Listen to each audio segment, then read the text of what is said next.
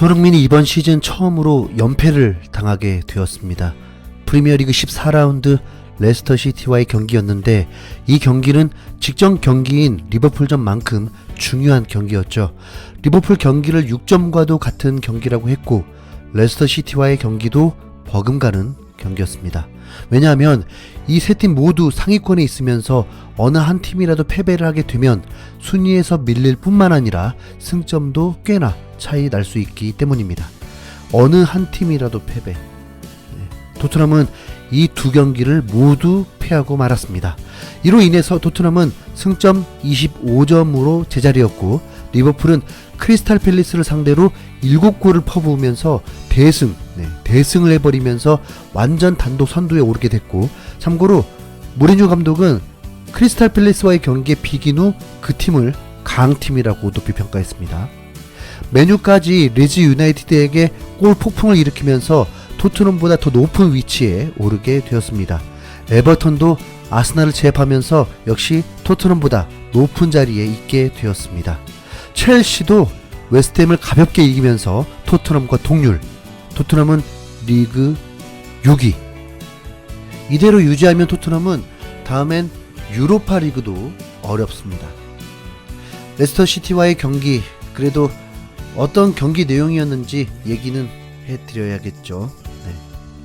그냥 넘어가고 싶네요. 저도 전반전은 레스터 시티가 살짝 우위에 있는 듯 하면서도 서로 맞불 작전으로 나갔다 보니 비교적 재미는 있었습니다. 점유율이 4.5 대 5.5 정도였습니다. 40분쯤에는 손흥민 케인의 위력이 나올 뻔했고 바로 이어진 코너킥 상황에서 손흥민의 멋진 크로스로 케인이 헤딩 슛을 했지만 뜨고 말았습니다. 전반을 마치기 직전 46분에도 손흥민과 케인이 찬스를 잡은 듯 했지만 실속이 없었습니다. 이후 휘슬이 불기도 전에 무리뉴 감독은 라커룸으로 들어가려고 했습니다. 거의 끝났다 생각한 거죠. 그런데 갑자기 주심이 경기를 멈춥니다. 시간도 꽤 지났던 순간을 판독하기 위해서 말이죠. 골대하고 가장 먼 쪽 오른쪽 박스 위쪽 모서리에서 볼을 경합하는데 오리에가 무섭게 달려듭니다. 꽤 위험했던 선수였나 보죠. 이 선수는 레스터 시티의 센터백 수비수였습니다. 얼마나 위협적이었으면 오리에가 미식축구 하듯이 부딪히면서 상대 수비수를 날려버립니다. 무리뉴 감독은 결코 무식함을 가르치진 않았습니다. 이 사고로 인해서 토트넘은 허탈하게 한 점을 주고 후반전을 시작하게 됩니다. 오리의 얘기는 좀 더 뒤에 하도록 하겠습니다. 오리의 파울에 분노한 팬들의 반응부터 좀 볼게요. 오리의 실책은 너무 프로답지 못했어. 내가 플레이해도 오리에보다는 수비 잘하겠다. 나한테 패스해. 오리에는 뇌가 없는 듯. 서지 오리에, 내가 오늘 할 말은 그것뿐이야. 저건 범죄 수준이야. 지난 시즌에 오리에가 부활했어. 이건 재앙이야. 오리에 완전 저때 짐승이었어. 물론 나쁜 의미로. 오리에는 분명 이번 시즌 다 괜찮았었는데 왜인지 점수가 떨어졌어. 웨스트햄에서 프리킥 주고 팰리스에게 프리킥 주고 이젠 페널티까지 줘버렸어. 왜인지 모르겠다 정말. 오리에는 진짜 짐덩어리인 것 같아. 국내 팬들은 더 험하게 말하기도 합니다. 이렇게 페널티킥을 내주면서 손흥민의 타이틀에 영향을 주는 상황도 왔습니다. 손흥민과 득점 선두 동률을 이루는 이 선수도 얼마나 위협적인지 11골 중 페널티킥만 6골입니다. 정말 대단하죠. 오리에 고맙다. 토트넘은 쉽게 골을 내주지 않는 팀입니다. 무리뉴 감독이 그렇게 만들었습니다. 이렇게 대단한 레스터와의 경기를 하면서 후반전엔 59분에 또 사고가 터집니다. 크로스로 날아온 볼을 바디가 골대 앞에서 헤딩으로 알더베이를에게 어시스트를 해버렸고 바로 골로 연결됐습니다. 나 참 진짜 어이가 없어서 이렇게 두 골을 실점한 거예요. 이렇게 두 골을 내주면서 패배한 것입니다. 후반 70분 손흥민에게 백호골의 기회가 왔지만 골키퍼 슈마이켈이 그 골을 허락하지도 않아서 좋은 기억이 없는 경기였습니다. 토트넘은 20년 만에 페널티킥과 자책골을 동시에 헌납하는 경기였다고 합니다. 이 실점 때문에 졌다고 해야 되나요? 토트넘이 3득점을 하면 되잖아요. 그쵸? 그런데 아니 손흥민 케인이 막혔는데 그 다음 작전은 없는데 뭐 어떻게 넣어요? 팀의 80%의 골이 손흥민, 케인인데 이 두 명 제대로 막으니까 토트넘 딱 답 나왔는데 어떻게 하냐고요. 무리뉴 감독은 후반 시작하자마자 강수를 뒀습니다. 손흥민과 케인에게 볼 배급을 제대로 못한 부진한 은돈벨레를 빼고 레알에서 6억 받고 토트넘에서 3억 받고 있는 엄청난 선수, 그 선수 베일을 투입시켰습니다. 중앙의 볼 배급을 로셀소로 맡기겠다는 건데 이 전술은 시도하기 8분 만에 어긋나게 됩니다. 로셀소가 부상을 당하게 됩니다. 볼 배급 선수가 없는 상황이 되었습니다.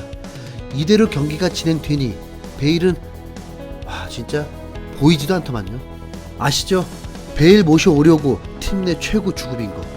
거기다 직접 프리킥을 하는데 정말 1%도 기대하지 않게 되는 거리였습니다. 토트넘 팬들도 베일을 전혀 기대하지 않았습니다. 가레스 베일은 팀 전체 민폐 끼쳤어. 연봉 받아먹고 뭐하는 거야? 진심으로 베일은 끝났다고 생각해. 과거에 엄청났던 선수한테 신뢰되는 플레이였어. 누가 베일이 이제껏 뭐 했는지 좀 말해줘. 스페인으로 되돌아가고 싶은 건가? 긴장감도 없고 아무것도 없어. 공 없이 어떻게 이긴다는 거야? 이런 말하기 너무 힘들지만 베일은 돈 낭비였어. 혹시 베일 1월에 팔아버릴 수는 없나? 베일은 오늘 아무 인상도 주지 못했어. 오늘 질문은 이거야. 우린 대체 왜 가레스 베일과 다시 계약한 거지? 베일 빼고 돈 되돌려줘. 아무 노력도 안 하는 토트넘이 요구할 만한 건 아니지만 베일이 우리를 구원해 줄 거라고 했던 친구들 말실수 한번 제대로 했어. 토트넘은 답이 없는데 베일은 그 답이 아니었어요. 지난 두 경기에서 알리가 후반 마지막에 투입됐었는데 이런 상황에서 알리가 투입되었으면 정말 딱 맞춤이었겠죠. 그런데 알리를 명단에서 아예 제외시켰습니다. 브라보.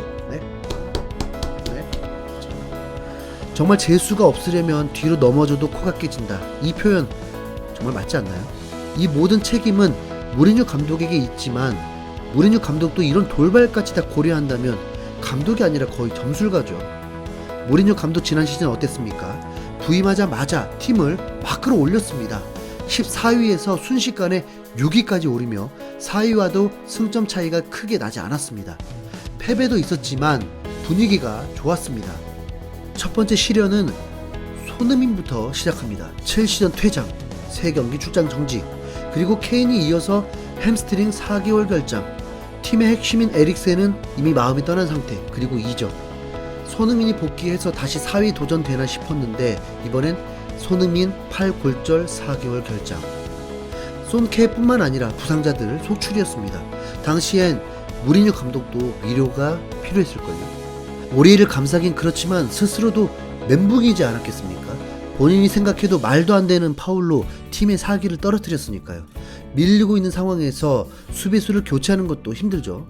그런데 후반에 오리에는 부정확한 크로스, 공수 전환도 늦고 팀에 도움이 전혀 되지 못했습니다. 토트넘 다큐에서 오리에 대해서 무리뉴 감독은 대놓고 얘기했었던 거 기억하십니까? 그 정도면 자존심 상하겠죠. 난 네가 두렵다. VAR로 페널티를 줄 것 같기 때문이다. 미리 얘기한다. 너가 불안하다. 어떤 경고 같은 메시지였습니다.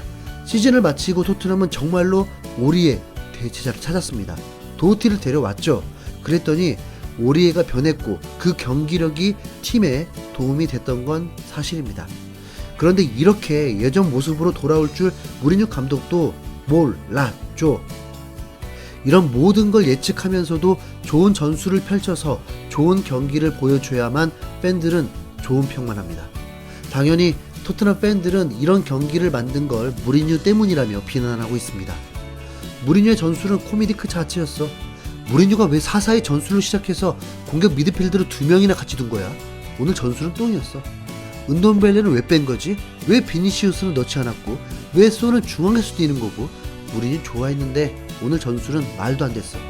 오늘 같은 경우엔 무리뉴가 틀린 거야. 무리뉴의 전술은 완전 망상이었지. 방어적인 조세, 여전히 틀려먹은 전술로 고집부리네. 엔트호프한테 치고 펠리스랑 무승부에 레스터한테 치고 무리뉴는 대체 뭘 한 거야? 진심으로 토트넘 팬들한테 물어볼게. 대체 무리뉴의 전술을 뭘 보고 믿는 거야?